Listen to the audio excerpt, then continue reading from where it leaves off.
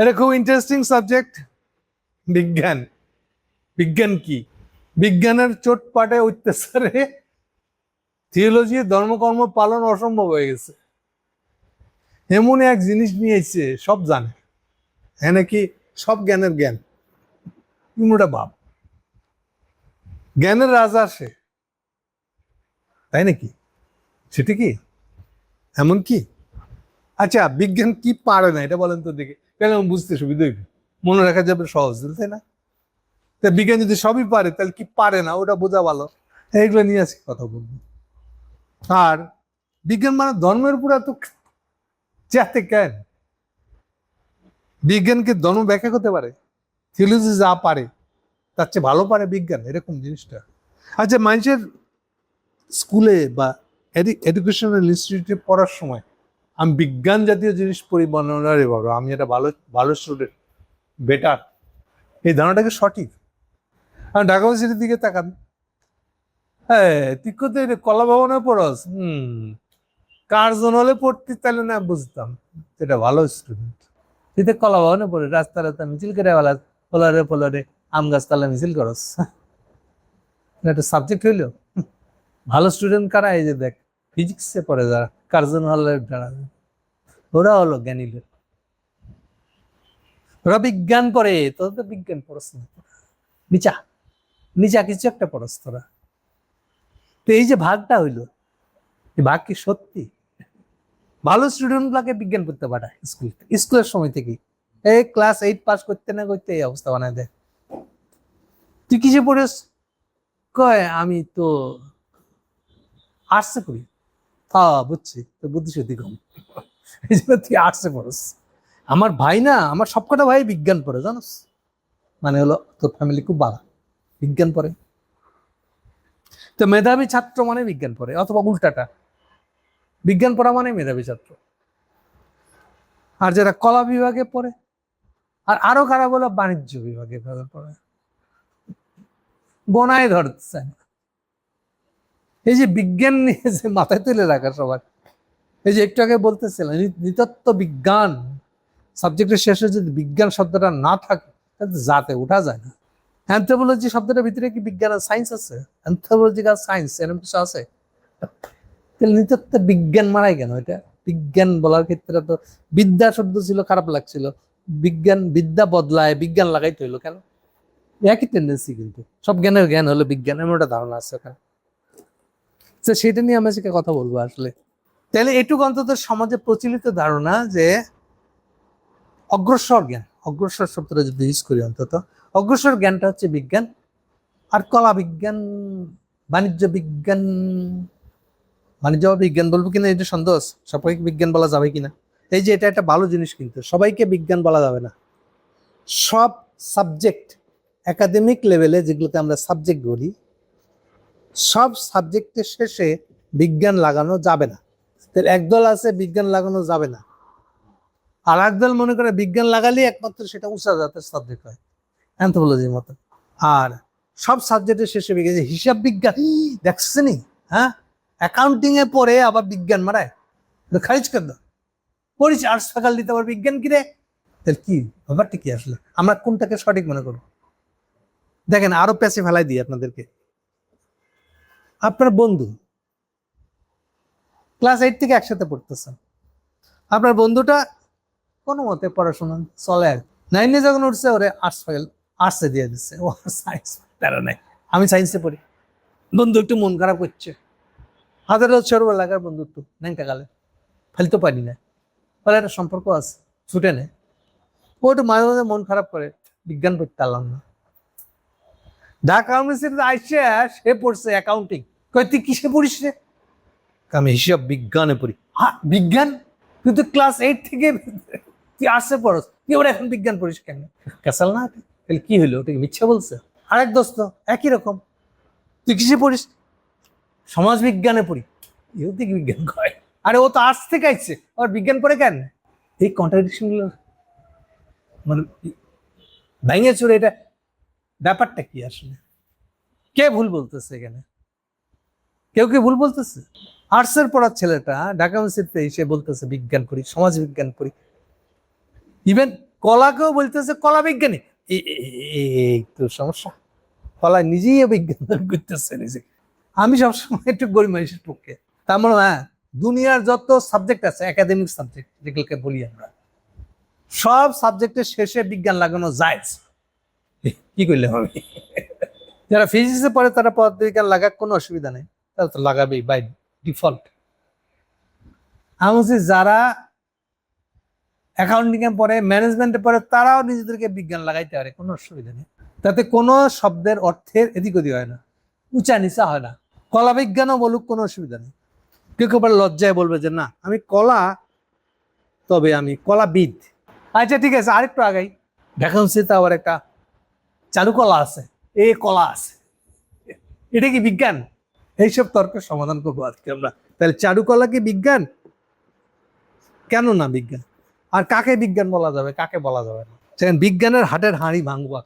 একটা ছোট কথা উত্তর দিয়ে শেষের কথা আর কি আগে বলে দিই। বাংলায় আমরা বিজ্ঞানের অর্থ মনে করি সায়েন্স, মানে ইংরেজি সায়েন্স যেটা ওটারই বাংলা হলো বিজ্ঞান। না, এ ধরনের সত্য না। তাই এটা আবার কি করলাম? আমি তো সবসময় উল্টা উল্টা কথা কই দেখি। যা কিছু লজিক্যাল তাই বিজ্ঞান। কি কথা কয়? লজিক কি? লজিক চিনলে না? ওই যে স্কুলে যেটা পড়ার সময় বলছিলি, কি বলে শিখছিলাম লজিক?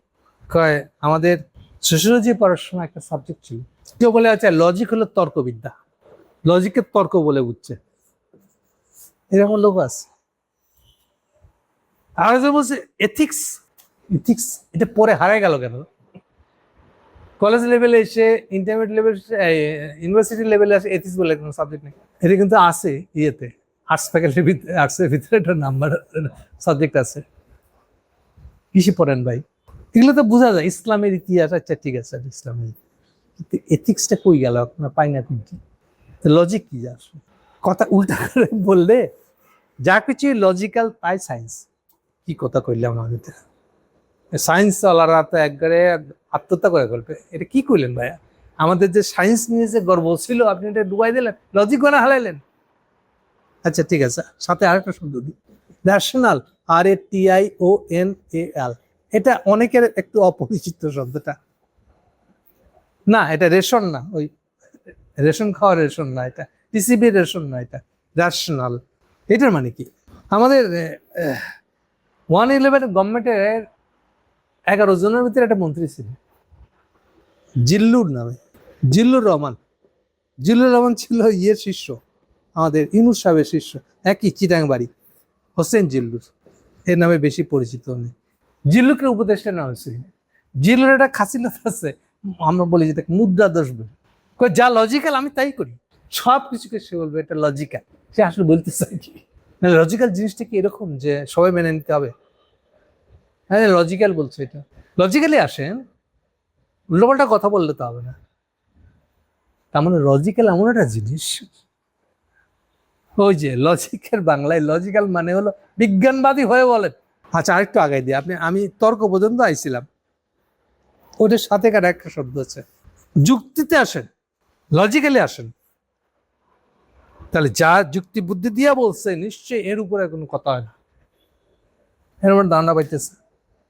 ঠিক আছে, এই যুক্তিটার নামই হলো লজিক, আর এটাই হলো বিজ্ঞান। আমি আবার কিসের মধ্যে কি মিলে হেলাইতেছি। তাহলে কেউ যখন বলে আমি লজিক্যালি কথা বলি, লজিক্যালি কথা বলেন, উল্টাপাল্টা কথা বলবেন না, মানে হলো উনি যুক্তি বুদ্ধি দিয়ে কথা বলতেছে। আচ্ছা এই বুদ্ধিটাকে একটু আলাদা করে মনে রাখেন, এখন কথা খুলবো না, শেষ বেলায় কথা বলবো বুদ্ধি জিনিসটা কি। সাথে গেলে এটা মনে রাখেন, বুদ্ধির পাশে জীবী লাগাই দেন, বুদ্ধিজীবী। বাবা বুদ্ধিজীবী উনি, তো সাংঘাতিক জিনিস একটা। তাহলে বুদ্ধিজীবী কথাটা এত গুরুত্ব কেন? এটা সাইন্টিফিক, এই জন্য দেখছেন আমি বলেছি সায়েন্স মানে লজিক, সায়েন্স মানে রেশনাল। যাই রেশনাল তাই সাইন্টিফিক, যা লজিক্যাল তাই সাইন্টিফিক।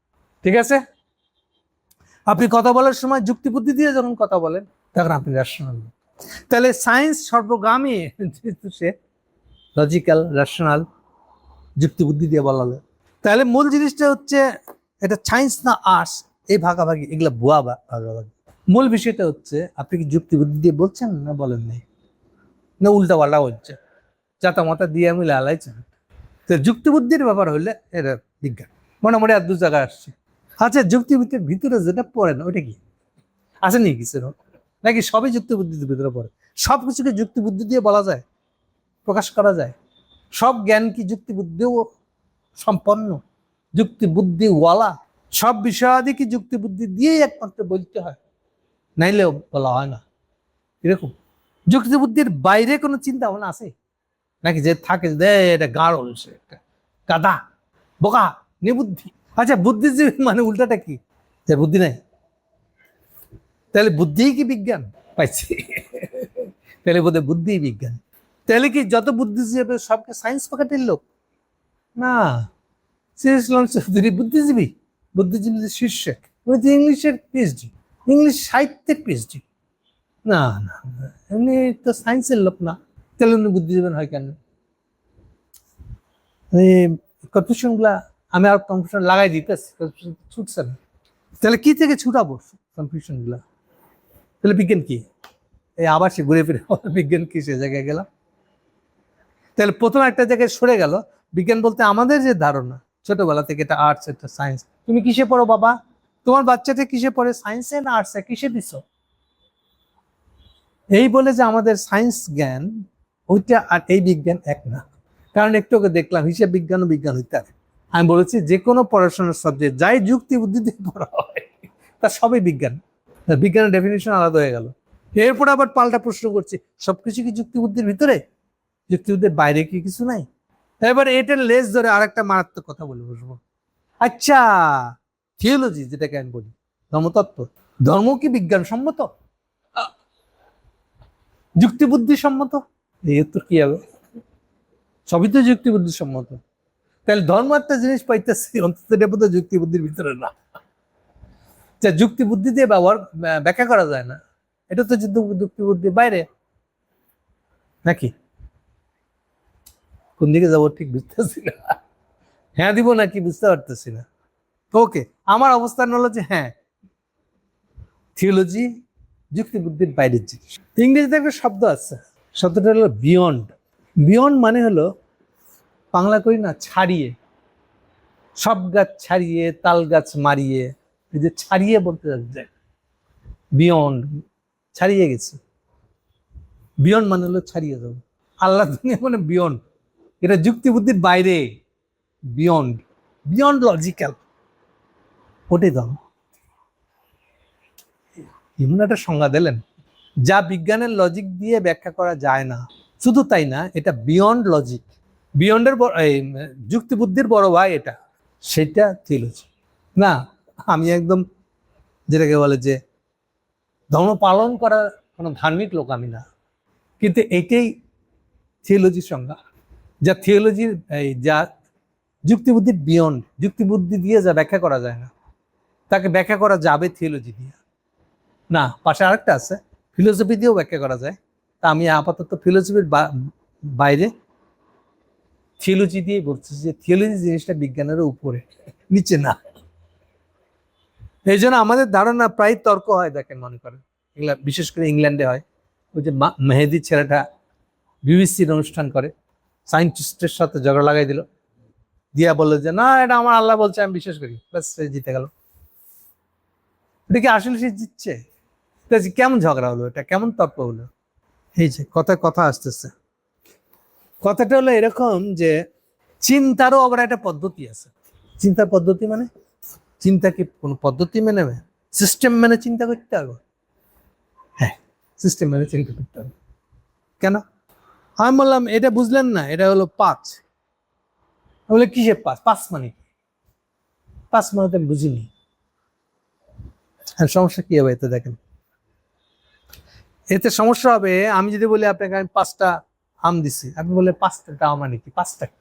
তাহলে আপনি আর আমি যদি 5 শব্দটা নিয়ে একই জিনিস না বুঝি, তাহলে আপনার আমার মধ্যে কথাবার্তা চালানো সম্ভব না। কথা বুঝছেন?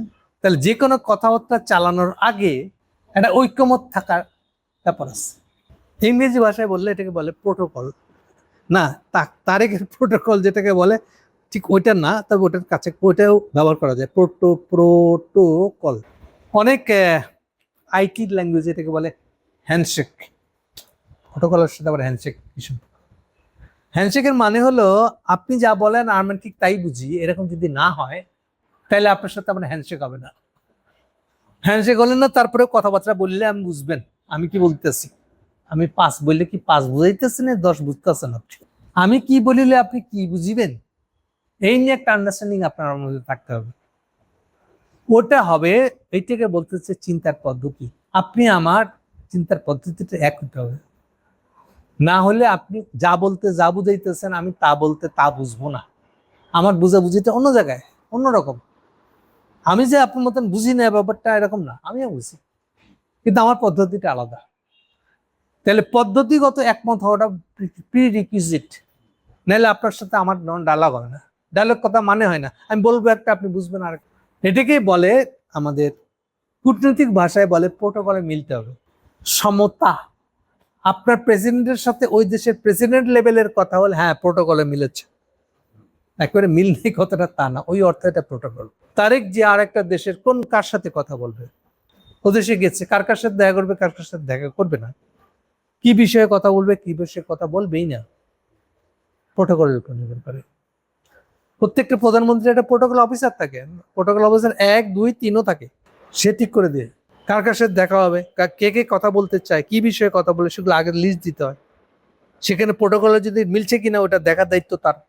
এই যে নেপালের বালেন বলতেছে না আপনাদের পররাষ্ট্র সচিব নেপালে এসে আমার সাথে দেখা করতে পারবেন, ও তো সচিব, তাও আর পররাষ্ট্র মন্ত্রণালয়ের সচিব, পররাষ্ট্রমন্ত্রী হতো না, এই কেমনে প্রধানমন্ত্রীর লোক দেখা করে না। এখানে আবার একটু ফাঁক পরিষ্কার করে দিই, দেখা করা এক জিনিস, সৌজন্য সাক্ষাৎ, কিন্তু কোনো প্রসঙ্গ নিয়ে যদি কথা বলতে হয় যে আমি পররাষ্ট্র নীতি বিষয়ে কথা বলতে হবে, তাহলে আর মিলল না।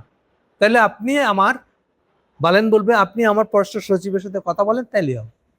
কিন্তু আপনি আইসে আমার দেশে, থ্যাংক ইউ, ওয়েলকাম, খানদান, ভালো করে কথাবার্তা বলেন, ভালো থাকেন, আরামে থাকেন, অসুবিধা হইলে আমরা জানায়েন, আপনি খুব ভালো লোক, আপনার দেশে খুব ভালো, এটা সৌজন্য। সেই অর্থে আপনি দেখা করবেন আমার সাথে, কিন্তু এটা সৌজন্য সাক্ষাৎ, আপনার সাথে আমার কোনো সাবজেক্ট নিয়ে, কোনো কূটনৈতিক বিষয় নিয়ে কথা হবে না। ক্লিয়ার? তাহলে এই জিনিসগুলোকে বলে প্রোটোকল।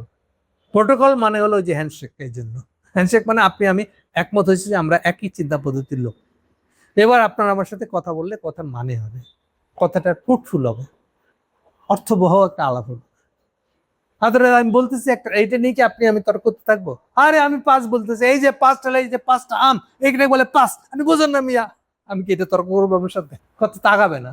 তাহলে আগে আমাকে এই তর্কটা সেরে দিতে হবে, প্রোটোকলের সমান হতে হবে। বোঝা যাচ্ছে এখন? প্রোটোকল ওখানে যেটা এখানে এটা বলছি, আমার চিন্তার পদ্ধতিগত মিল থাকতে হবে। তাহলে প্রত্যেকটা চিন্তার একটা চিন্তা পদ্ধতিগত দিক আছে। চিন্তার যে চিন্তা পদ্ধতিগত দিক আছে এটা মানুষের বুঝতে, যখন মানুষের টের পাইছে, তার আগে পর্যন্ত মানুষ মনে করতো সর্বোচ্চ জ্ঞান হলো বিজ্ঞান, ও রেশনাল যখন মনে করছে নিজেকে, তখন সে জানে না চিন্তার পদ্ধতি বলে একটা ব্যাপার আছে। কি গুমর ফাঁস করে দিলাম, একটু এইবার ভিতরে ঢুকি, আলাপ লম্বা হয়ে যাচ্ছে, ছোট করতে হবে। যেটা বলতেছিলাম যে চিন্তার পদ্ধতি লাগে, বিজ্ঞান আসছিল কবে দুনিয়াতে, এটা আর একটা গুরুত্বপূর্ণ, আর এক দিক থেকে আলাপটা তুলবো এখন। বারবার আমি কথাটা ফিরে আসবো রেনেসার কলাপ নিয়ে। রেনেসা বলেছে 1500 বা 1550, তখন হোল ইউরোপ ছড়িয়ে পড়েছে সেই সময়টাকে বলে। এটা কিন্তু একই সঙ্গে বিজ্ঞানের 100 বছর বলা হয়। কেন রেনেসার সাথে এর সম্পর্ক একসাথে আসতে হলো কেন? এই প্রশ্নটা মাথায় ধরে রাখেন, উত্তর দিব আমি এখন। এরপর আমি বলেছি এনলাইটেনমেন্ট, এনলাইট। আচ্ছা, এনলাইট তো অনেক বড় লাগে শুনতে, এটাই আলোকিত। এই যে আমাদের বিশ্ব সাহিত্য কেন্দ্র আলোকিত মারানিরা আছে না, ওই আলোকিতটা এখানকার এনলাইটেনমেন্ট। আর এটা শেষে হচ্ছে রিপাবলিক। রিপাবলিক ধারণাটাও আসতেছে কিন্তু বিজ্ঞানবাদিতার মধ্যে। কিসের মধ্যে কি কইলা? আমি আজকেই আরেকটা সেশনে বলেছিলাম, এখানে 1784 সালে একটা বিপ্লবী ঘটনা ঘটছিল। এনলাইটমেন্ট, হোয়াট ইজ এনলাইটমেন্ট বলে একটা আর্টিকেল লিখছিল এক লোক। লোকের নাম হলো, নামটা মনে রাখেন, ইম্মানুয়েল কান্ট। ইম্মানুয়েল নাম শুনে বুঝবেন এটা হলো ফরাসি। ইম্মানুয়েল কান্ট, এই হলো আসলে আলোকিত ধারণার উদ্ঘাট। পরে অনেক কথা বলবো তার সম্পর্কে। আসলে এই লজিক, বিজ্ঞান, রেশনাল এই ধারণাগুলো আনতেছে, তারই ফিলোসফার সে। তার মানে রেশনালিটির বিষয়গুলো আসতেছে এই সময়। কিন্তু তাহলে আমি একটু আগে যে আমি বলে ফেলাইছি মুখ ফসকে কি বলেছি যে এটা হলো বিজ্ঞানের উত্থানের যুগ। তাহলে রেস্টুরেন্টের আগে বিজ্ঞান চলে আসছে, তো আমি না এটাকে বিজ্ঞান বলতেছি? এটা কেমন কথা? তাহলে কি আমি না বুঝে বলছি আন্দাজি? নিজের কথা নিজের ভুল না, ভুল বলে আমি। তাহলে ব্যাপারটা কি আসলে? এখানে আরেকটা বুঝতে হবে আপনাদেরকে। এবারে গভীরে যাচ্ছি, খালি এই কান্টের কথাটা মনে রেখে। কান্ট মানে 1784, এই সময়কালটা হলো কান্টের যুগ। আর কান্টের যুগে চিন্তার পদ্ধতি আসে নাই। চিন্তার যে পদ্ধতি আছে এটা তখনও জানি না আমরা। চিন্তার পদ্ধতির বিষয়ে আলাপ হইতেছে এর পরে। কখন? হেগেলের আমলে। হেগেলটাকে, হেগেল হলো মার্ক্সের গুরু। মার্ক্সের সময়কালটা কখন? আচ্ছা, তার মারা যাওয়ার টাইম বোঝেন, তাহলে এটা মোটামুটি আন্দাজ পাবে। এটা হলো মার্ক্সের মৃত্যুর সময়, 1883। তাহলে তার গুরু মানে বুঝেন 1800 শুরুর দিকে ছিল তার গুরু। তাহলে হেগেলের আমলের তো হচ্ছে 1800। এরপরে আসতেছে হেগেলই আনতেছে চিন্তার পদ্ধতির প্রসঙ্গ। তাহলে এর আগে পর্যন্ত আমরা চিন্তার যে পদ্ধতি লাগে এটা বুঝি নাই। ইভেন হেগেলের সবচেয়ে বিখ্যাত একটা শব্দ ছিল কনসাসনেস, কনসিয়াসনেস। এই কনসাসনেস শব্দটা হেগেলের। মানুষ কি করে চিন্তা করে, হেগেলের প্রশ্ন এটা। আচ্ছা, চিন্তা কি করে জানলো যে সে চিন্তা করে? বুঝেন প্রশ্নটা, খুবই সাংঘাতিক প্রশ্ন করেছে। চিন্তা যখন জানা গেছে যে সেই চিন্তা করে, এইটা এই আলোকিত মারানিদের যুগের আলাপ না। কারণ জানতো না এটা, বিজ্ঞানবাদীরা জানে না এটা। এবার বুঝতেছেন? তাহলে বিজ্ঞানবাদীদের বাপ আছে একটা, যে মানুষ করে চিন্তা করে ওই প্রশ্ন করতে জানে এবং উত্তর জানে। এটা হলো সেই যুগ, সেটাও আবার মার্ক্সের আগের যুগ। আর এই আগে এই মারানিরাই আমাদেরকে এখন বিজ্ঞানবাদিতা শিখায়, ধর্মকে পাইতে বলে। এই হলো এক অর্থে ইনডাইরেক্টলি তাই আসলে। তাহলে যারা যারা ধর্ম দিয়া বিজ্ঞান দিয়ে ধর্মকে পাইতে চায় তারা বড় জোর একটা কানবাদী। তারা জানেই না তখনও চিন্তার পদ্ধতি বলে একটা ব্যাপার আছে। চিন্তা কি করে জানে যে সে চিন্তা করে, এর উত্তর জানে না সে। হোয়াট ইজ চিন্তা তাও জানে না। এই কারবারটা, এর কন্ট্রিবিউশনটা হলো এগুলোর। এগুলো প্রশ্ন সে তুলে আনতেছে। একেও আবার আরেকটা পরিণত রূপ দিচ্ছে কার্ল মার্কস। কার্ল মার্কসের অনেক সমালোচনা করি আমি, মেইন যে তার কোনো কন্ট্রিবিউশন নাই, বড় বড় কন্ট্রিবিউশন নাই। এইটা হচ্ছে তার আরেকটা বড় কন্ট্রিবিউশন। খালি হেডলাইন বলে রাখি, ফয়েরবাখের থিসিস বলে যে শব্দটা আছে, এটা হচ্ছে হেগেলের শর্টকামিংস এর উপরে মার্কসের বক্তব্য। আমি খালি এতটুকু আবছা ভাবে বলে রাখলাম, অর্থ কি হলো দাঁড়ালো এটা পরে আরো সময় বুঝাবো। ওকে, তাহলে দাঁড়াচ্ছে চিন্তা, চিন্তার পদ্ধতি, এই বিষয়গুলা আরো পরে আসতেছে, এই বিজ্ঞানবাদীদের আমলে হয় না এটা। ওকে, আরেকটা বড় কথা বলে দিই, আমার সবিরোধ করিনি আমি আসলে। চিন্তা না, চিন্তা বলবো কিনা, আচ্ছা ঠিক আছে আরেকবার বলি। তত্ত্ব, তত্ত্ব আগে না তত্ত্বের প্রয়োগটা আগে ঘটেছে? প্রয়োগ থেকে তত্ত্ব আসছে না তত্ত্ব থেকে প্রয়োগ আসছে? কথা বোঝা গেল না? বোঝা যায় না।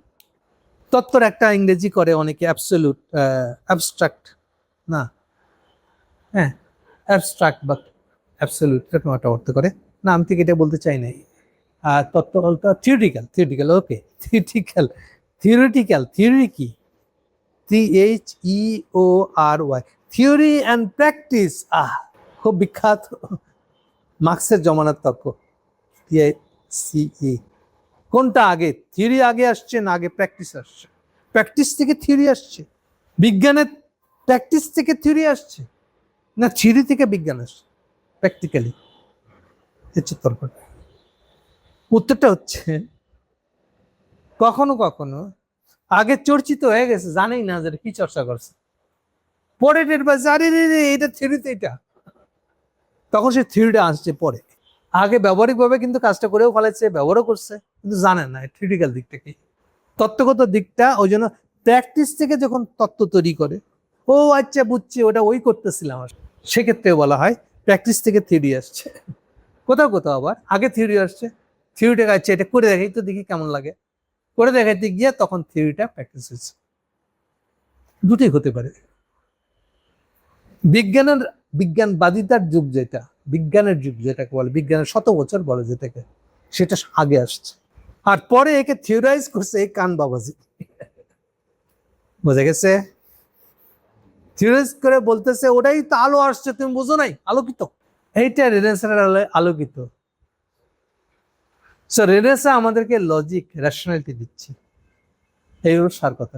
দিয়া নতুন জ্ঞান বুদ্ধি হইলে দেখেন না, মনে করে সব জেনে গেছে, এদের এক অবস্থা হয়েছে, কিসের আল্লাহ আল্লাহ আল্লাহ আল্লাহ হলা, পুরাণ জ্ঞান, অধস্তন জ্ঞান, এই দেখ কি নিয়ে আইছি আমি, বিজ্ঞান নিয়ে আইছি, কিসের ধর্ম, কিসের আল্লাহ, কিসের ভগবান, ওলা ফলাই দিয়ে এগুলা লজিকই সব কথা। লজিক্যালি বল আল্লাহ আছে, মহা মুশকিল, আল্লাহ আছে তো কেন লজিক্যালি প্রমাণ করবো? বাইরে তো সবসময় বলছে আল্লাহ আছেন, বিশ্বাস করি, আমি কলেমা পড়ছি, বিশ্বাসের ব্যাপার, এটা তো লজিকের ব্যাপার না। আপনি কনফিউজ হয়ে গেছেন, সে বিজ্ঞান নিয়ে আইছে। আবার আপনি দেখতেছেন যে বিজ্ঞানের ভিতরে পড়াশোনা করে ওরা আবার চাকরির বেশি, বেতন বেশি, ডাক্তার নেলে ইঞ্জিনিয়ার, ওদের বেতন বেশি, সমাজের গণ্যমান্য, ওকে আমি আন্ডার এস্টিমেট করি কেমনে? তাহলে বিজ্ঞানের জয় জয়কার সমাজে, তা আমি এখন বিজ্ঞান আন্ডার এস্টিমেট করে বলবো যে আমি ব্যাংকার বেশি জানি, এটা বললে হবে নাকি? এই সমস্যা করছে আসলে আলোকিত আল্লাহরা। এই যে ধর্ম, প্রথম ধর্মকে কোপানোর বুদ্ধি পাওয়া গেছে। ওকে, এবার একটু শর্টকাটে যাব, তাড়াহুড়ো করে যাব, খুব দ্রুত যাব। এই ঘটনাটা ঘটেছে অ্যারিস্টটল বলে, অ্যারিস্টটলের অনেকে নাম শুনেছেন, অ্যারিস্টটল পুরোনো দিনের, অ্যারিস্টটল বহুত পুরোনো দিনের মানুষের। যত পুরোনো দিনের মানুষ হবে দেখবেন এটা সম্ভব ছিল যে লোকটা থিওলজিস্ট, ধর্মতত্ত্ববিদ, সে একই সঙ্গে জ্যোতির্বিদ হইতে পারত। অদ্ভুত না? আর এই আমলে রে যে লোকটা জ্যোতির্বিদ সে আপনার থিওলজি পড়বে, আপডেট থিওলজিতে পশ্চাৎপদ জ্ঞান একটা, ধর্ম একটা পশ্চাৎপদ জ্ঞান একটা। আরে সে কোথায় একটা দূরবীন লাগায় আকাশের চাঁদ তারা দেখতেছে, জ্যোতির্বিদ সে, ও বড় নয় বড়, সমাজ উল্টে গেছে। আচ্ছা, অ্যারিস্টটলদের আমলে একই লোক থিওলজিস্ট হইতো আবার জ্যোতির্বিদ হইতো, জ্যোতির্বিদ বলে কোনো আলাদা পেশা নেই, এটা পসিবল ছিল। এটা চেঞ্জ হয়ে গেল কবে? আর একটা কথা সাবধান করে দিয়ে দিই, অ্যারিস্টটল বারে বারে একটা কথা বলতো যে কখনো দুটাকে আলাদা করে দিও না, যে থিওলজিস্ট হবে সেই যেন জ্যোতির্বিদ হয়। কারণ তখনকার দিনে চাঁদ সূর্যের দিকে, সূর্য আর পৃথিবীর মধ্যে কে বেষ্টন করে ঘোরে, এই নিয়ে তর্ক ছিল। তর্কটা ফসলা হয় নাই, টেলিস্কোপ আবিষ্কার হয় নাই, কোনো একটা যুক্তি প্রমাণ দিয়ে আমি বলবো যে না এটা সত্য, না এটা সত্য, উল্টাটা সত্য, এগুলো ফসলা হয় না। আপাত চোখে যাই দেখে মনে হয় আমি পৃথিবীর উপরে আছি, আমি যদি ঘুরতাম তাহলে তো বুঝতে পারতাম। কেমনে বুঝাবেন? আপনি যদি পৃথিবীর গায়ে লেপটে থাকেন তাহলে কেন বুঝবেন যে পৃথিবী ঘুরতে আসছে? কারণ পৃথিবীর সাথে আপনিও ঘুরতেছেন, বলে ওর ঘোরাটা তো আপনি টের পাবেন না। ঠিক যেমন হচ্ছে ভালো উদাহরণ, একটা স্টেশনে দুইটা ট্রেন, একটা ট্রেন দাঁড়ায় আছে, একটা ট্রেন খুব স্পিডে চলে যাচ্ছে পার হয়ে, আপনার দেখে মনে হবে যে না আপনি চলতেছেন, ওই ট্রেনটা দাঁড়ায় আছে। যার স্পিড বেশি মনে হয় ও একটু আসতে যাচ্ছে, আমি জোরে যাচ্ছি, কিন্তু দুটোই চলতেছে তাই মনে হবে যদি তাকান। কারণ আপনি তাকাচ্ছেন আপনার চলন্ত এই রেসপেক্টে, ওই স্থির ট্রেনটাকেও মনে হচ্ছে চলতেছে, যেহেতু আপনি চলতেছেন তাই নিশ্চয়ই আপনি না, ওই চলতেছে। আপনি তো চলছেন, আপনি তো ট্রেনে বসে আছেন, আপনি তো দৌড়ান নাই, আপনি তো এক জায়গায় বসে আছেন, তাহলে নিশ্চয়ই আপনি চলতেছেন না, তাহলে ওই ট্রেনটাই নিশ্চয়ই চলতেছে। এই যে দেখার ভুলটা হয়, এই দেখার ভুলে যেমন আছে পৃথিবীর পিঠে থেকে বোঝা যাবে না পৃথিবী ঘুরতেছে কিনা, এই সমস্যা ছিল। এনিওয়ে, এইটার জন্য শব্দমারিটা ছিল। তো ফলে হবে কি, থিওলজিতে বলে রাখছে, ধরেন পুরোনো দিনের কারো থিওলজিতে তাই ছিল, আসলে কে কার দিকে পেস্টন করে ঘুরতেছে এটা নিয়ে তর্ক ছিল। তো এই তর্কটা যদি ইন্টারনালি কিছু একটা নতুন কিছু পেয়ে যায় জ্যোতির্বিদ, তাহলে সে ইন্টারনালাইজ করে থিওলজিকে বদলে দিতে পারে, থিওলজিক্যাল ইন্টারপ্রিটেশনটা চেঞ্জ করে নিতে পারে ইন্টারনালি। কিন্তু দুটোর যে আলাদা লোক হয়, সম্পর্ক না থাকে যদি, তাতে দূরত্ব বাড়তে থাকবে। এটাও একটা কারণ ধর্ম নিচা জ্ঞান বলে মনে করা। আর এই আলোকিত মারানিদের কারণে ধর্ম নিচা জ্ঞান বুদ্ধিটা আইছে। আর আলোকিত মারানিরা হলো আসলে যখন বিজ্ঞান বেরিয়ে গেছে। আচ্ছা, বিজ্ঞান বেরিয়ে যাওয়ার মানে কি এটা বলে ব্যাখ্যা করি, এটা সবচেয়ে ইম্পর্টেন্ট। কিন্তু এই হলো অ্যারিস্টটলের সাবধান বাড়িটা আমরা ভেঙে দিছি। বিজ্ঞানের বহু আবিষ্কার, বিশেষ করে নিউটনের গতিসূত্র টাইপের জিনিস, আর্কিমিডিসের সূত্র, ফল গাছ থেকে পড়ে নিচের দিকে আসে কেন, উপরে যায় না কেন, এটার কারণ কি? এই যে এই টাইপের আবিষ্কারগুলা, এই সব বিজ্ঞানের এই আবিষ্কারগুলো এই সময় এবং এর উপর ভিত্তি করে কিন্তু তখন যানবাহন তৈরি হচ্ছে, রেলগাড়ি তৈরি হচ্ছে। সায়েন্টিফিক যত আবিষ্কার হচ্ছে সাথে সাথে সেই অনুযায়ী প্রোডাক্ট বানায় ফেলতেছে, বাজার একটা হিউজ বাজার তৈরি হচ্ছে, চচ্চর করে বাড়তেছে। ওরা আর এটা আল্লাহ কি বলছে ওটার সাথে মিল থাকতে হবে, নো, এটা মানে নেই সে তখন। আর দীর্ঘদিন এটা সলভ হয় না দেখে যে থিওলজিক্যাল জিনিসটা মানে না, থিওলজি বলতেছে না পৃথিবী স্থির, তুমি একটা টেলিস্কোপ লাগাই কি নিয়ে এসে উল্টা তত্ত্ব দিতেছ। ওই যে অমুককে গ্যালিলিওকে ফাঁসি দিয়ে দেওয়া হয়েছে, এগুলো ঘটছে না? এটা নিয়ে অনেকে গান লেখা, দেখছো ধর্ম কত খারাপ জিনিস, সায়েন্সকে ফাঁসি দিয়ে দিয়েছে। আপনি বলেন বগল বাজে, তাহলে তো ধর্ম খুব খারাপ জিনিস। এটা হলো স্টুপিড আচরণ, ধর্মকে কোপ দেওয়া। এটা তো সিম্পল একটা জিনিস যে এই জিনিসটা আগে আসছে, এটা পরে আসছে, এই সমস্যা তো হবেই। এই জায়গা থেকে দেখেন তাহলে প্রবলেম মনে হবে না। তাইলে যখন থিওলজি আর যেটাকে আমরা এখন সায়েন্স বলতেছি, এই দুটো যখন একই লোকের হাতে দিয়ে ঘটে না, সেই যুগটাই হলো এই বিজ্ঞানের যুগ। ফলে হয়েছে কি, একটা অসুবিধা ছিল বড় বৈজ্ঞানিক আবিষ্কার যেহেতু সলভ করা যায় না, থিওলজি থেকে সলভ না, ফলে আপনি ওই কথা বলতে পারছেন না। ওই ধারণা আসলেও আপনি ধারণা নিয়ে আরো চর্চা করা যায় কিনা, আরো গবেষণা করা যায় কিনা, আপনি সাহস করে করতে পারছেন না। কি জানি থিওলজিস্টরা এসে আমরা মাছ দুধ দেয় কিনা। ঠিক আছে, ফলে প্রথম রেনেসাঁ আসাতে এটা কেটে যায় যে আপনাকে থিওলজিতে কি বলছে ওইটা মানার দরকার নেই, ওটা ওর জায়গায় থাক, দুনিয়া দুইটা হয়ে যাক। থিওলজিকের দুনিয়া একটা, সায়েন্সের দুনিয়া আরেকটা হয়ে যাক। এই সেপারেশনটা ঘটে এই সময়, এটাকে আমরা বলছি বিজ্ঞানের শতবর্ষ। এতে সুবিধা কি হয়েছে, মানুষের জীবনযাত্রা অনেক ইজি হয়েছে। দেখেন না, আপনি নিউ মার্কেটে যাবে, যদি একটা গাড়িটা ডিপোজ হয় বেঁচে গেলেন না, নাহলে পায়ে হেঁটে নিউ মার্কেট যেতে আপনি চিন্তা করছেন, 3 কিলোমিটার হাইটে যদি নিউ মার্কেট যাইতে হয়, এক বস্তা চাল নিয়ে যেতে আপনি কেমনে নিয়ে যাবেন? কিছুর একটা উপরে চাপে নিয়ে গেলে, ঠেলা গাড়ি হলে কিছু একটা হলে তো ভাই আকাশ পাতালের ফারাক তো এটা। ফলে সায়েন্সের আবিষ্কার হওয়াতে যে সুবিধাটা হচ্ছে হিউম্যান লাইফে, তার যে প্রভাব চিন্তাই করা যায় না। কিন্তু এটা এটা আগানো যাচ্ছিল না, যেহেতু থিওলজিতে এটা অ্যাকসেপ্টেড না। এই আগানো পিছিয়ে থাকার জন্য একটা ঝামেলা ছিল, সেই জন্য শুরুতে রেনেসাঁ আসাতে এই সুবিধাটা হচ্ছে। খালি একটা কথা বলে দিই, রেনেসাঁ নিয়ে আলাদা সেশন করবে। তাহলে রেনেসাঁ মানে কি এই ধর্মের উপরে বিজ্ঞানের জয়জয়কারী কে রেনেসাঁ? উত্তরটা দিয়ে দিই, উত্তর হলো যে না, বাট এই বিজ্ঞানবাদীরা এই কথা বলে, এই মিথ্যা দাবিটা করতে থাকে। দাবি সত্য না, সঠিক না, কেন না সেটা নিয়ে আলাদা সেশনের সময় বলবো, আপাতত এতটুকুই জেনে রাখেন। ওকে, তাহলে এই রেনেসাঁ এই জন্য আগে আসতেছে। পরে রেনেসাঁকে থিওরাইজ করতেছে যে লোকটা, সে হচ্ছে কান্ট। তাহলে এখানে হচ্ছে প্র্যাকটিস থেকে থিওরি আসতেছে। এই জন্য কান্টের বইটা লেখা হচ্ছে, আর্টিকেলটা লিখছে 1784 সালে, কোথায় 1500-1600, আজ 1700। তারপরে এর পলিটিক্যাল রূপ বেরিয়ে আসতেছে রিপাবলিক হিসাবে। এরই কালচারাল রূপ হচ্ছে মডার্নিজম। অনেকে না জেনে মডার্নিজমকে কুপায়। মডার্নিজম পলিটিক্যাল দিকটা না, মডার্নিজম কালচারাল দিকটা না। তাহলে পলিটিক্যাল কালচার সম্পর্কে বুঝতে পারবেন। এখন মোটামুটি একটা আন্দাজ হচ্ছে যে কার সাথে কি সম্পর্ক, কি বিষয়। ওকে, তাহলে রেনেসাঁ শুরুটা হচ্ছে বিজ্ঞানের যুগ। বিজ্ঞানের যুগ মানে বিজ্ঞানের বেরোতে পারছিল না থিওলজির সাথে তার ব্যাখ্যার ঝগড়া থাকার জন্য। কিন্তু যখন থিওলজি যা বলছে তুমি তোমার মতন বলতে থাকো, এইভাবে যখন বেরিয়ে আসলো কিছু একটা, ওটাই থিওলজি, ওটাই সায়েন্সের উত্থানের যুগ। আর সায়েন্সের উত্থানের যুগ মানে এই না যে এটা বিজ্ঞান ধর্ম পরাজিত হওয়ার জন্য না, রেনেসাঁ কখনোই এটা বলে নাই।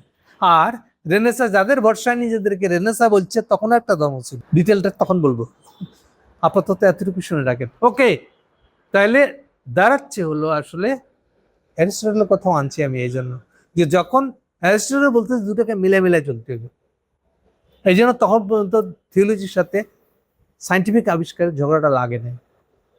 আর পরে যখন মিলাইতে পারতেছে না, থিওলজি অত ডেভেলপ হয় নাই, চিন্তাও ডেভেলপ হয় না। আমি বলেছি চিন্তার পদ্ধতি আসতেছে তো আরো পরে, হেগেলের আমলে।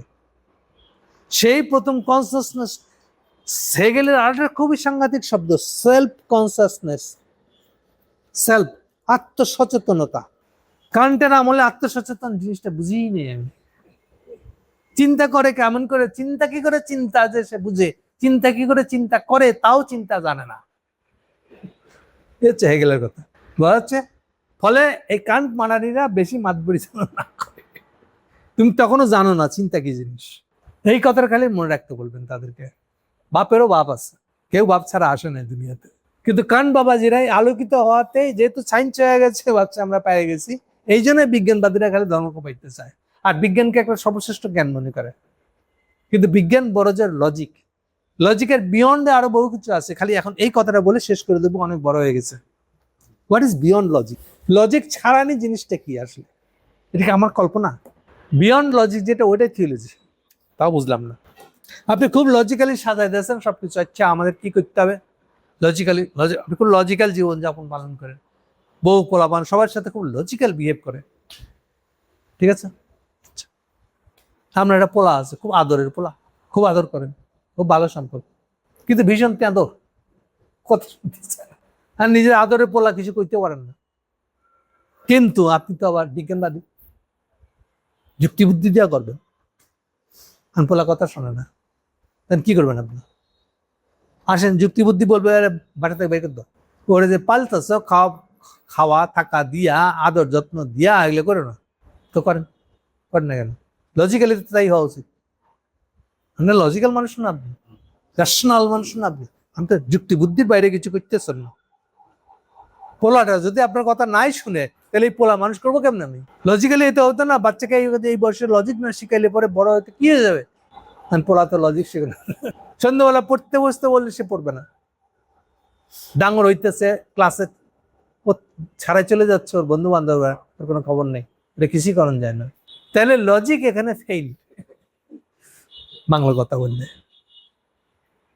তো পিটান, আমার পিটানোর দিকেও গেছি, যত পুরন দিন তত বাপ মায়ের পিটান খায়নি এমন সন্তান আমার যেই কালের, আমাদের কালে বাবা মারা পিটাইছে, এটাই স্বাভাবিক। পিটা খাই নাই বাবা মার হাতে, এরকম আমার তো একবার মার হাতে পিটাকে মরার দশা হয়েছে গেছে। মানে এমন জোরে আমাদের থাপ্পড় দিয়েছে যে আমার মায়ের আঁচলে পাটা আটকে গেছে, ফলে হুম্মি খেয়ে পড়ে গেছে। খবর ভালো যে মুখ থুবড়ে পড়িনি। মা যে আমাকে এমন ভাবে মারতে যাচ্ছে, ব্যাপারটা এরকম না, জিদের টেলা মারসাইড এরকম হয়ে গেছে। আমার বাপ একবার আমার এমন একটা থাপ্পড় দিয়েছে, বাপ খেয়াল করে না যে পাশে একটা বারান্দার খাম্বা, ওটা খাম্বায় গিয়ে বাড়ি খেয়েছে। এইখানে এইরকম জায়গায় চোট পেলে কিরম লাগে বুঝতেই পারেন। মনে হচ্ছে আমার জ্ঞান বুদ্ধি সব গেছে গা, তাপ করে মাটিতে পড়ে গেছে। ও মা, তা তো শান্তি নেই, ওই মাটি থেকে কুড়ায় আরেক গালে আরেকটা থাপ।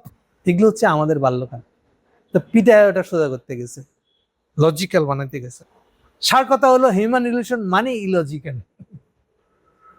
এই প্রথম আমি ইলজিক্যাল দেখাইলাম আপনাদেরকে একটা। এতক্ষণ তো মনে হচ্ছিল লজিক্যাল খুব ভালো জিনিস, তাই আমি বলছি যা লজিক্যাল তা প্র্যাকটিক্যাল না। কি করলাম? আজ প্র্যাকটিক্যাল হলে দেখেন না কেন আপনি, হিউম্যান রিলেশন কি লজিক্যাল? লজিক্যাল হলে পোলাপানকে বাইর করে দিতে হবে বাসা থেকে। আরে বউ কথা শুনে না, বউ বাইর করে দিতে হবে, কথা না শুনলে বাইর করে দেবেন হবে? এই সময় আরো শব্দ আছে, সুন্দর শব্দ, পার্সুয়েসিভ। আমি ভাই খুব পার্সুয়েসিভ, পার্সু করি, পার্সু এ সিভ। বাংলাটা আমি বাংলা করছি হেদায়েতি।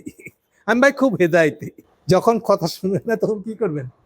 বুঝায় বলা ছাড়া, বুঝায় নরম করা ছাড়া, পড়ায় রাজি করানো ছাড়া আর কি আছে আপনার? এই জন্য আপনি তখন হেদায়েতি হবেন, আর কোনো অপশন নেই আপনার। তাইলে পারসুয়েসিভ হইতে হয় তখন। সোজা রাস্তা বাদ, রেশনালিটি বাদ, লজিক বাদ। হিউম্যান রিলেশন মানেই সেখানে পারসুয়েসিভ হইতে হবে। বুঝায় বললাম, চেষ্টা করে যাবো, কন্ডিশন ক্রিয়েট করবো, চাপ দিব, কিন্তু লজিক্যালি হতে হবে না, এটা পারবো না, তো হবেই না জিনিসটা। তাহলে হেদায়েতি হয় কেন? এই যে হেদায়েতি, এটাই তার মানে beyond logical, human relation beyond logical. একটা শব্দ ইউজ করবো, এটা নিয়ে আলাদা একটা সেশন করব, relational. Human relation is relational. Relational মানে কি? রিলেশন মানে বুঝতেছেন, রিলেশন মানে সম্পর্ক। তাহলে রিলেশনাল মানে কি?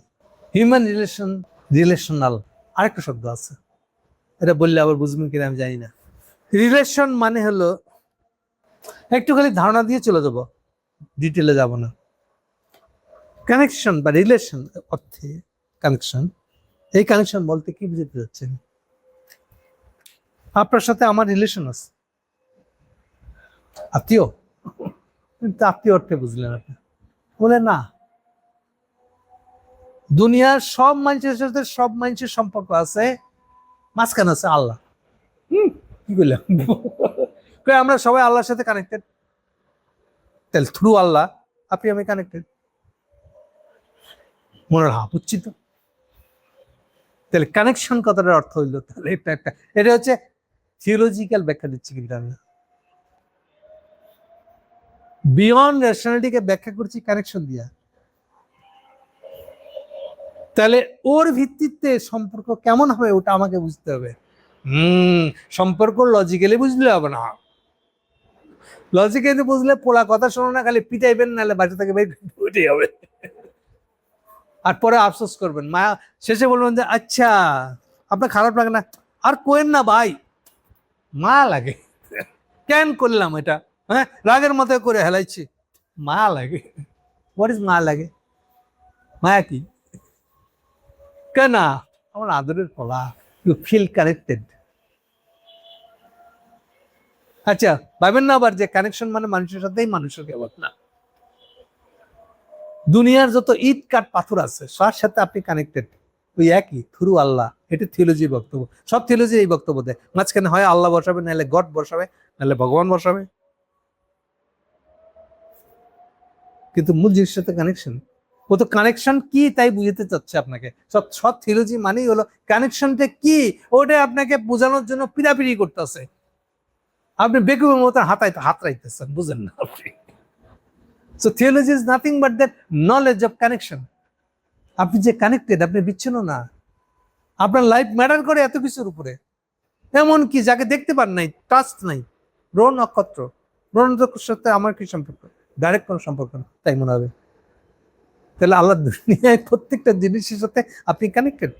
এই দেখেন কানেকশন কথা আমি করতে আসতেছে, এই জিনিসটা লজিক্যালি বোঝা যাবে না।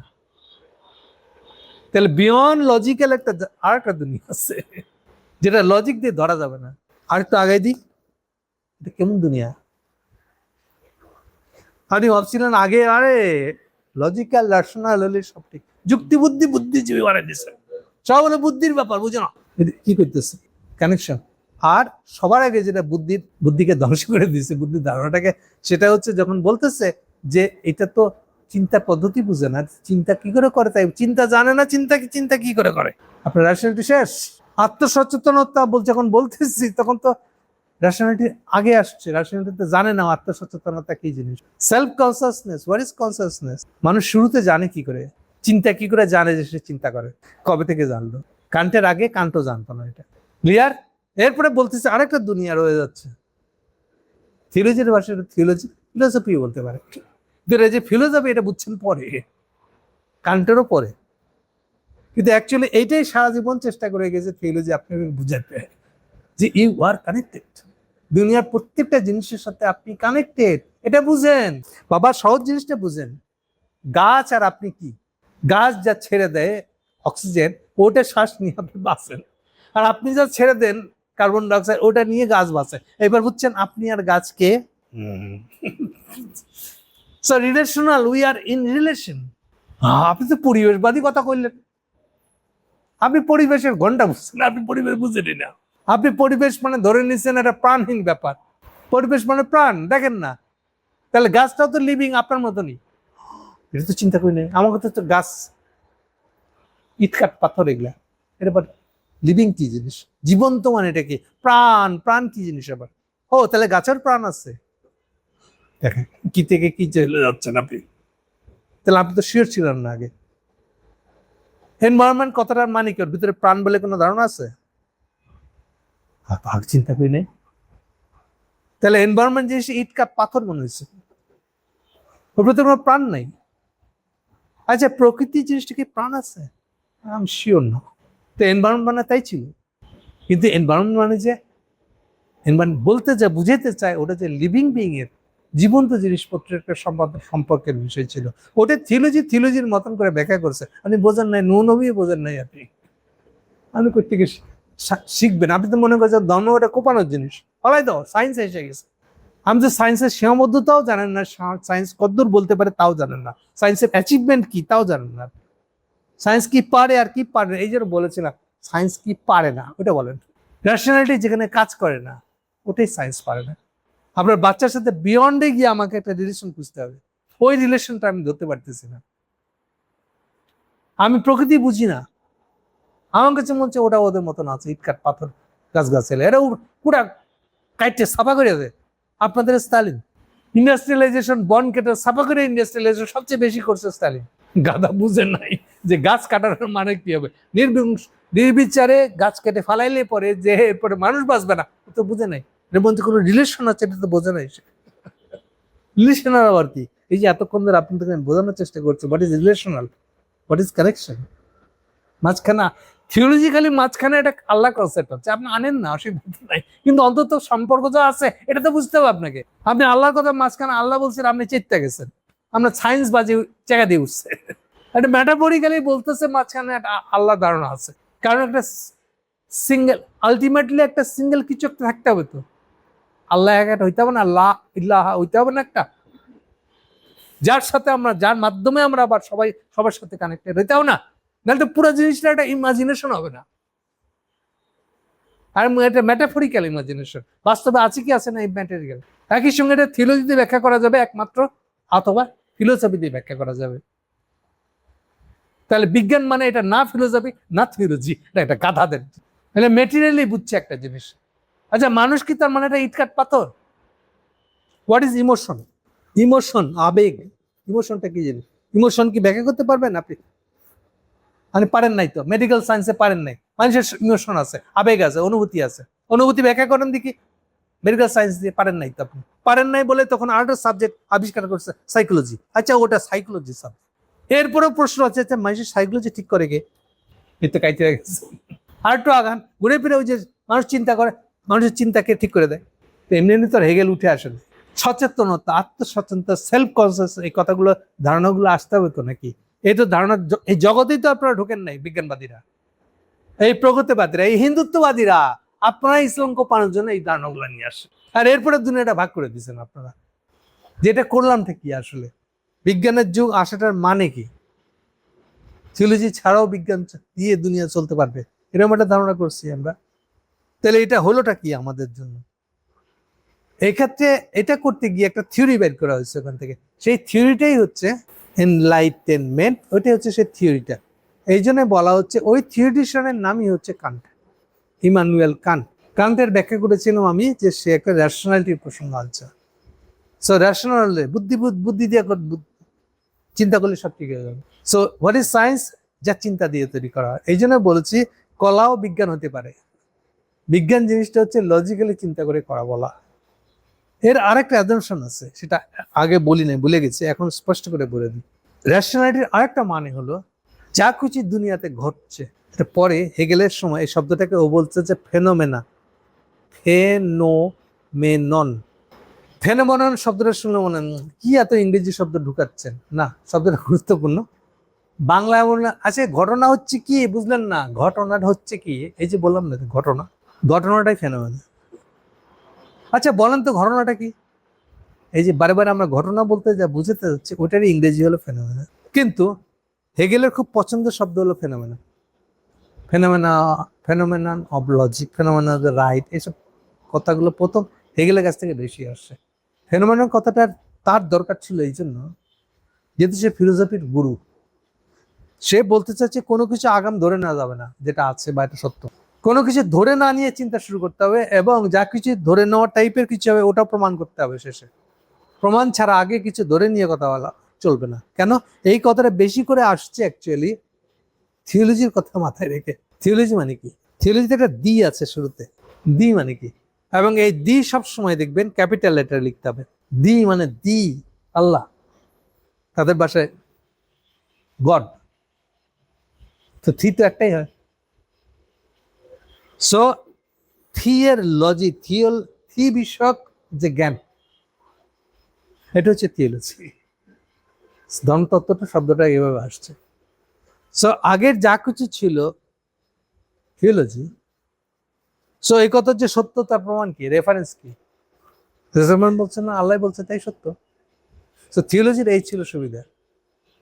তাহলে হোয়াট ইজ ফিলোসফি? ফিলোসফি বলতেছে ওই যে আগে আগাম কেউ মামলায় বললে এরকম হবে, থিওলজি মানে হলো যা বরাতে সত্যি, বরাত রেফারেন্স, আল্লাহর রেফারেন্স, আল্লাহ বলছে তাই এটা সত্য, নো ডিসকাশন, হচ্ছে থিওলজি। কান্টের সায়েন্স বলতেছে যে এইবার এটা না, ওটা হলে হবে না, মেটেরিয়ালি প্রমাণ করতে হবে। মেটেরিয়ালি বলতে এটা বলতে আবার অনেকে বুঝবে না হয়তো, ধরে নিতে হবে দুনিয়ার সব ঘটনা, এই যে ঘটনা ফেনোমেনা, দুনিয়ার যা কিছু ঘটছে এই টাইপের ঘটনা, ঘটনাগুলো সব ফিজিক্যাল ঘটনা। এবারে বুঝছেন ফিজিক্যাল ঘটনা মানে? ওই যে বাচ্চা মানুষ করতে যাবেন, বাচ্চাকে রেশনালি মানুষ করবেন, নো ইমোশনাল রিলেশন, নো বাচ্চার সাথে আপনার এই যে বললেন টান লাগে, মায়া লাগে, এগুলা মেটেরিয়াল ফেনোমেনা নয়। মেটেরিয়াল ফেনোমেনা টান লাগবে কেন? লজিক্যালি বিহেভ করেন সন্তানের সাথে, এ হচ্ছে সবকিছুকে মেটেরিয়াল ফেনোমেনা হিসেবে দেখা। So no emotional, so emotion আছে কি আসে না এটাকে বলতে তারা নাকচ করে দিতেছে। মানুষের মধ্যে যেন ইমোশন নাই, আবেগ নাই, অনুভূতি নাই, এটাকে ধরে নেওয়ার মানেই হলো সবকিছু ফিজিক্যাল ঘটনা হিসেবে ব্যাখ্যা করা। অতি বিজ্ঞানবাদীতেই হলো সবকিছুকে ফিজিক্যাল ফেনোমেনা হিসেবে দেখা, ফেনোমেনা ঘটনা হিসেবে দেখা। তাহলে বিজ্ঞানবাদিতার এই ঘটনাটাই হচ্ছে সে থিওলজির থেকে বেরিয়ে আসতে গিয়া একটা চরম বিজ্ঞানবাদী দেখা সবকিছু ফিজিক্যাল ফেনোমেনা হিসেবে ব্যাখ্যা করার চক্করে পড়ে যাচ্ছে। সে বুঝতে পারছি কিনা পারছি না, এটা ভালো করে বুঝেন, খুব ইম্পর্টেন্ট। কিন্তু এটা হচ্ছে এক এক্সট্রিম আরেকটা এক্সট্রিমে চলে যাচ্ছে, থিওলজি লাগবেই না।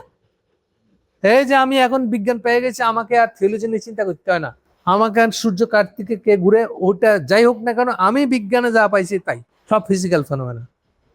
এই ঝোঁকটা শুরু হয়েছিল আসলে রেনেসাঁ মানে তাই। তাতে সুবিধা হয়েছিল এই যে বিজ্ঞান স্বাধীনভাবে মুভ করাতে এই যে তত্ত্বগুলা, নিউটনের তত্ত্ব, আর্কিমিডিসের তত্ত্ব, যতগুলা তত্ত্ব এই টাইপের আসছে তা বিকশিত হয়ে সেইটার সুবিধা লাগায় বাজারে গাড়ি কাঠখড় পোড়ানো বা মানুষের জীবনযাত্রা সহজ করে দেওয়ার জন্য সায়েন্স ওই কাজে ব্যবহার হওয়া শুরু হয়েছে। সো এটাতে সবাই সমাজে হাততালি পাইছে। সো সায়েন্স হয়ে আমাদের বিরাট লাভ হয়ে গেছে, সায়েন্স দিয়ে সবকিছু ব্যাখ্যা করতে পারি। এইবার মাতবাড়ি করে বলতেছে তাহলে মানুষের ব্যাখ্যা করতে পারি, আমার আর থিওলজি লাগবে না।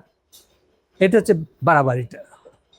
ওরা যদি ফিজিক্যাল ফেনোমেনার মধ্যে ঠিক থাকতো তাও হতো, কিন্তু যখন মানুষকে ব্যাখ্যা করার বেয়াদবি শুরু করছে, এইটারে থাপ্পড়টা খাইছে। কিন্তু সেই ঘাপলাটা রয়ে গেছে তো। আর এটাকে যারা যারা ধমক পাইতে চায় তারা ওটাকে বেছে নিছে, এই জন্য কমিউনিস্টরা বিজ্ঞানবাদী হয়েছে। এই জন্য বিজ্ঞানবাদী ইজ এ নেগেটিভ ওয়ার্ড। কেউ বিজ্ঞান পড়েন কোনো সমস্যা নাই, বিজ্ঞানটা লজিক। আচ্ছা, যেটা খুবই গুরুত্বপূর্ণ, খুবই গুরুত্বপূর্ণ, আমি এতক্ষণ দেখেন অনেক কথা বলছি এই বিজ্ঞানের বিরুদ্ধে, লজিকের বিরুদ্ধে বলছি। এর মানে কি এই মানুষ লজিক্যাল একেবারেই না? মানুষ লজিক্যালি চিন্তা করে না? না, এটাও মিথ্যা কথা। আবার সেই পুরন কথাটা ফেরত আনবো, বিয়ন্ড। মানুষ অবশ্যই logical, but beyond logical at the same time. কারণ হিউম্যান রিলেশনের বেলায় শুধু লজিক্যাল হলে ব্যাখ্যা করা যাবে না। শুধু যদি লজিক্যাল থাকি তাহলে তো বাচ্চাকে বাসা থেকে বের করে দিতে হবে, সে তো লজিক্যালি কথা শোনে না, আমার বউ কথা শোনে না, তাহলে রিলেশন পসিবল না। মা বাবা কথা শোনে না কি আমি মা বাবার কথা শুনি না, সো রিলেশন পসিবল না। রিলেশনের ভিতরে ইমোশন আছে, আবেগ আছে, অনুভূতি আছে।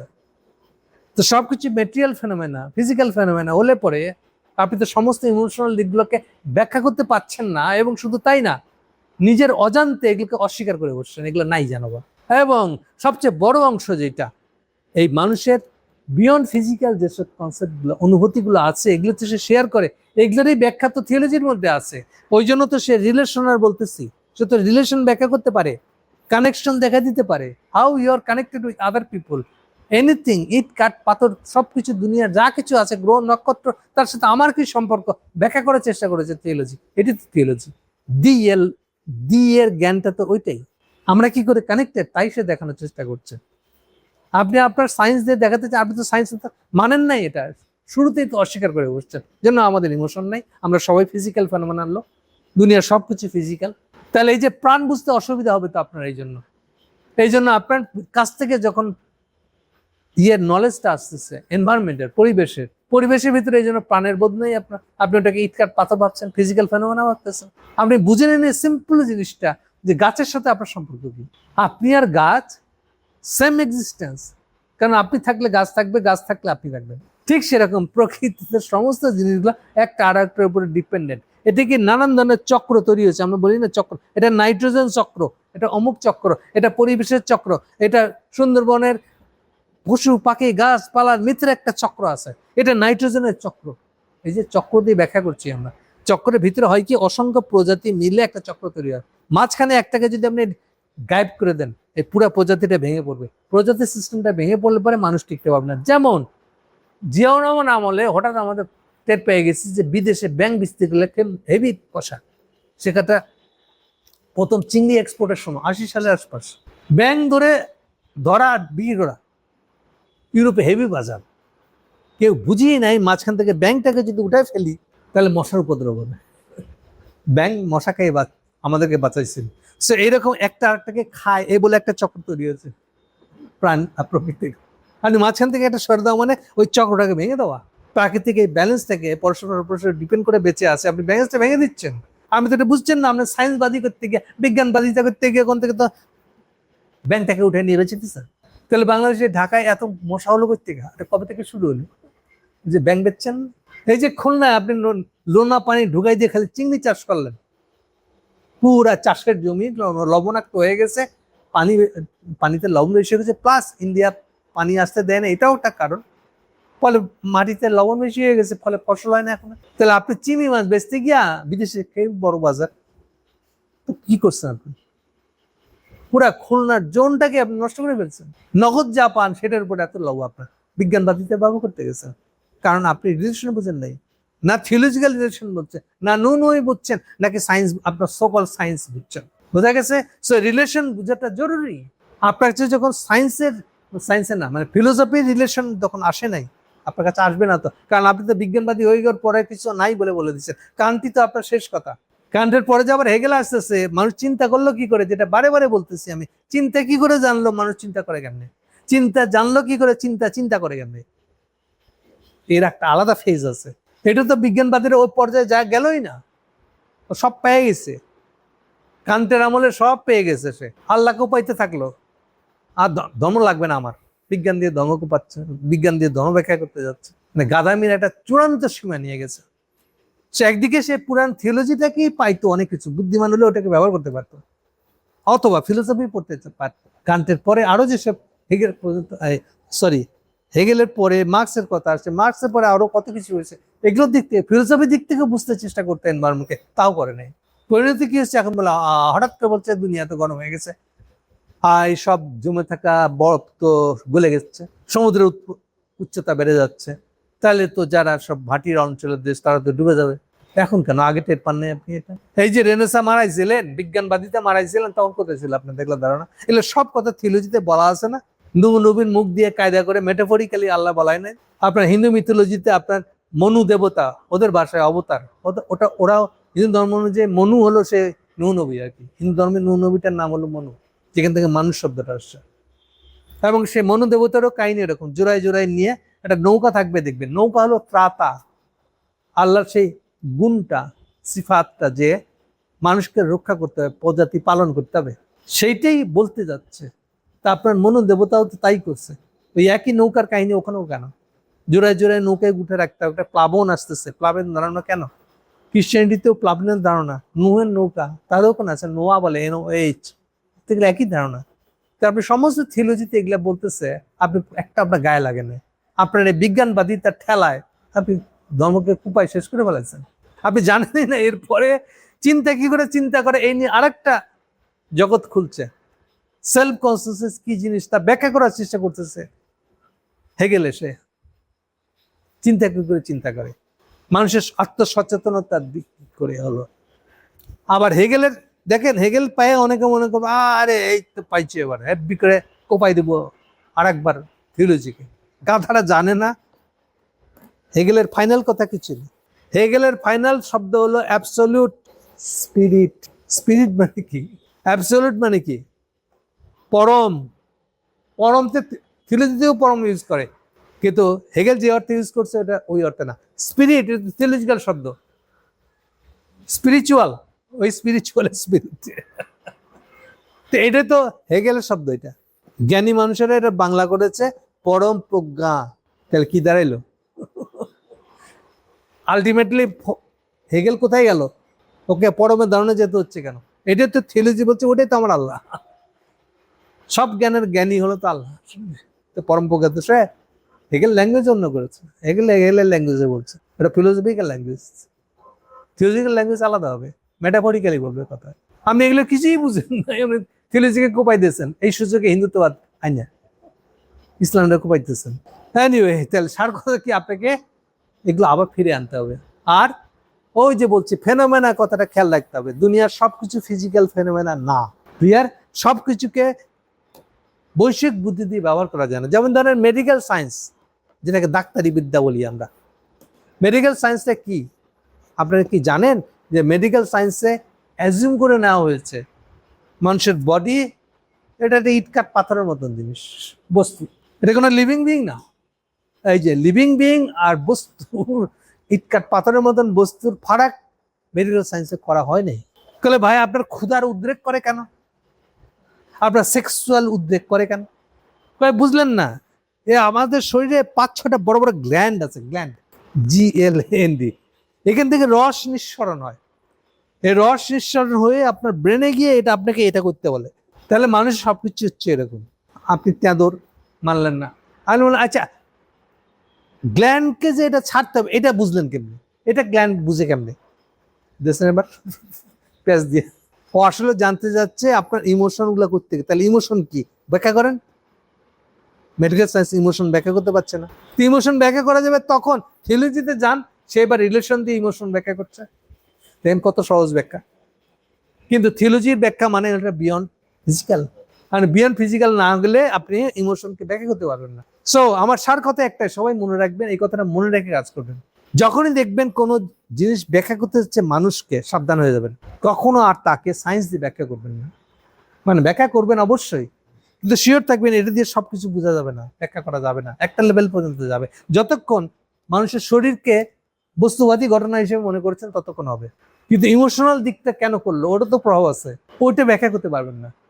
আপনি শেষ পর্যন্ত বাচ্চাটাকে, আচ্ছা ওরা কথা শোনে না, আপনি তারপরে ওকে প্রশ্রয় দিচ্ছেন কেন? বাচ্চার মাটা এসে মনে করেন বকা দিতেছে বাপকে, এই তোমার কথা শোনো, তুমি সবসময় বাচ্চাকে প্রশ্রয় দাও। বাপ বুঝাইতে পারতেছে না, বুঝো না, টান লাগে না, তুমি এগুলা করে করে তো বাচ্চাটা মাথায় তুলতেছো। এগুলা আর্গুমেন্ট খুব কমন আর্গুমেন্ট, কিন্তু তার মানে বাবা ওই সময় আর লজিক্যাল থাকতে চায় নাই। তার কাছে মনে হচ্ছে অন্য কোনো ভাবে ট্রাই করতে হবে। বাচ্চার সাথে আমার রিলেশনটা লজিক্যাল নয়, এটা লজিক্যাল ভাবে দেখে এখানে শেষ করে দেওয়াটা ঠিক হচ্ছে না। আমাকে বিয়ন্ড লজিক্যাল কিছু একটা খুঁজে বের করতে হবে। সে আসলে ওই জগতে চেষ্টা করছে বলছে জিনিসটা। সো যখনই হিউম্যান জায়গায় ঢুকে যাবেন, হিউম্যান জিনিসটাকে ব্যাখ্যা করতে হবে মনে করে, তখন সাবধান থাকবে যে এটাকে শুধু ফিজিক্যালি ব্যাখ্যা করলে চলবে না, এই ব্যাখ্যা সম্পন্ন হবে না, শেষ হবে না। একটা পর্যায়ে পর্যন্ত ব্যাখ্যা করতে পারবেন, এরপরে পারবেন না। যতক্ষণ এটা লজিক্যাল ততক্ষণ পারবেন, যতক্ষণ লজিক্যাল দিয়ে এটাকে ব্যাখ্যা করা যাবে না এমন একটা পর্যায়ে পৌঁছে গেছে, তখন আপনাকে এই যে বিয়ন্ড লজিক্যাল জায়গায় যেতে হবে। এখন সেটা থিওলজিক্যালি নিতে পারে, যে থিওলজিক্যাল আপনার সহ্য হয়, যথেষ্ট চিন্তা ভাবনা করেছেন যদি হয় তাহলে থিওলজিক্যাল কোনো প্রবলেম নেই। আর নাহলে ফিলোসফিক্যালি দেখতে হবে, দুটার একটা, কিন্তু মুরদ লাগবে আপনার। ফিলোসফিক্যালি দেখতে পারাটা এত সহজ জিনিস। ক্লিয়ার?